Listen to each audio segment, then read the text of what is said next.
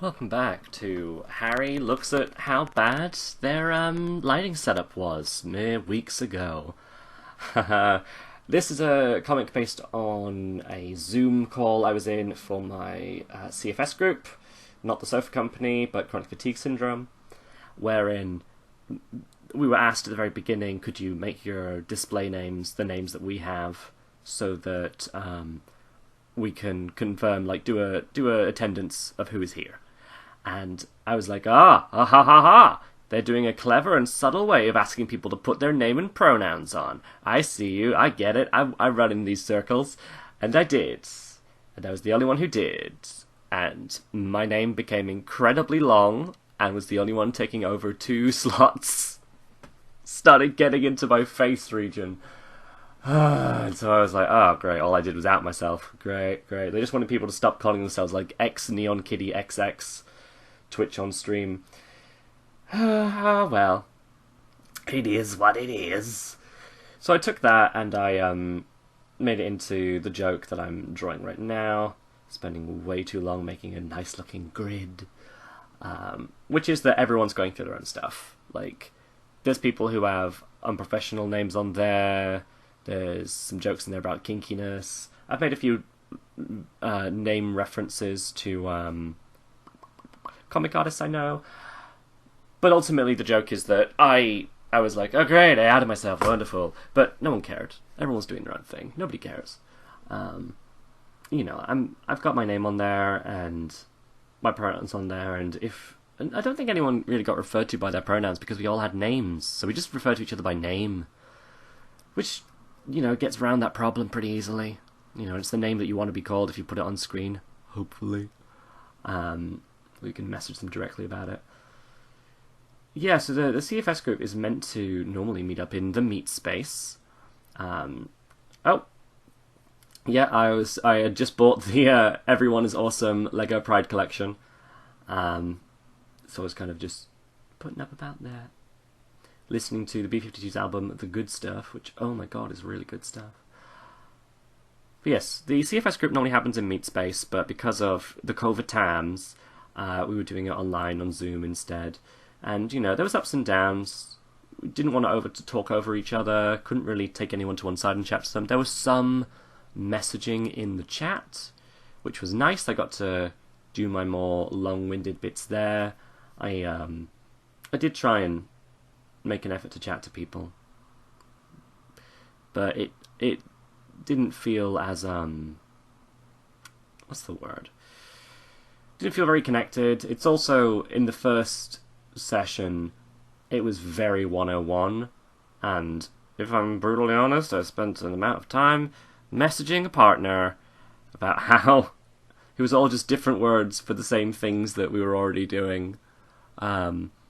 Like, friends and I know a few people, other people with CFS, we talk about spoons, spoon theory, like I'm out of spoons, need to conserve spoons for the next day, can't go rummaging to the drawer, etc. And in the CFS session, they referred to it just as low battery, which is basically the same idea.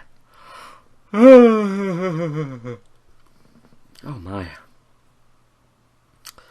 God damn, I thought I would do this in the afternoon, I wouldn't be as tired.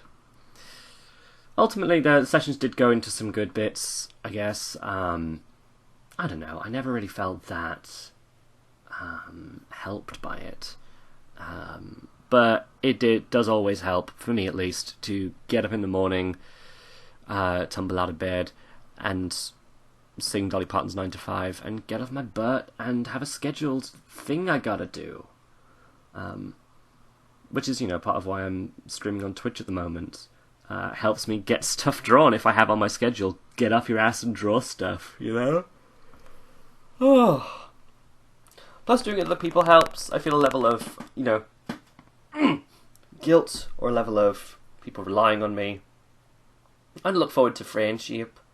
So while I didn't make any friends in the CFS group, I do really enjoy streaming with my partner Gwen, or my friend Cody, and hopefully my friend Maxwell at some point, who is getting better internet and has wanted to stream for a long time.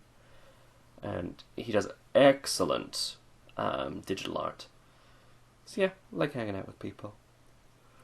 Oh no. Why am I so tired today? Well, I just got back from a holiday, I guess. Which was really nice.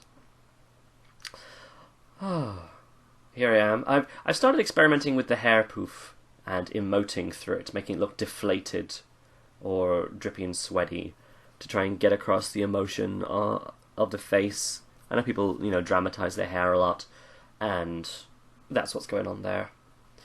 Oh yeah, the second time I came to drawing this, I was much more like slapdash, get it done. Drawing the damn names, be done with the whole thing. I think I was chatting to Cody at the time, and I was struggling to think of fun name jokes on stream. Oh. Nope, I was chatting to Max, who had just finished this lovely little Pride Month illustration. At the Rara Rabbit on Twitter. He's very good. It's taken a long time to learn, compersion, feeling good at the fortune of others, and feel it over a form of envy when hanging out with other really good artists. It's not easy. But it's nice. It's also nice that, as much as I think that Cody and Max are excellent artists, they seem to admire my output schedule and commitment to doing things on a regular basis. So it's nice to remember that we all have good points. Alright, and here I'll show you the finished comic. Woo! So I've already described what this comic is, so I want to point out the references that's going on here. Like, I'd had someone with a cat and I called it Graham, and after Graham Stark from Blood and Gritty Run. And I've decided to put loads of references into when people put their real names up, because, there's a lot of people being surprised or embarrassed by what names they put on previously. But it gave me a chance to do things like Cecil Bald, obviously Cecil Baldwin, Gay Simone for Gail Simone. But there's a lot of references in there to my fellow indie comic artists, whom I love, and I wanted to celebrate a little. And it is, for August and maybe beyond, we'll see how it goes, Hot Femme Summer, when I stream more than I've ever done before. Monday nights I will be drawing as usual, and Wednesday from noon I'll be playing the Breath of Fire series of games, until I get tired. So see you there, and have yourselves a lovely summer. Bye-bye.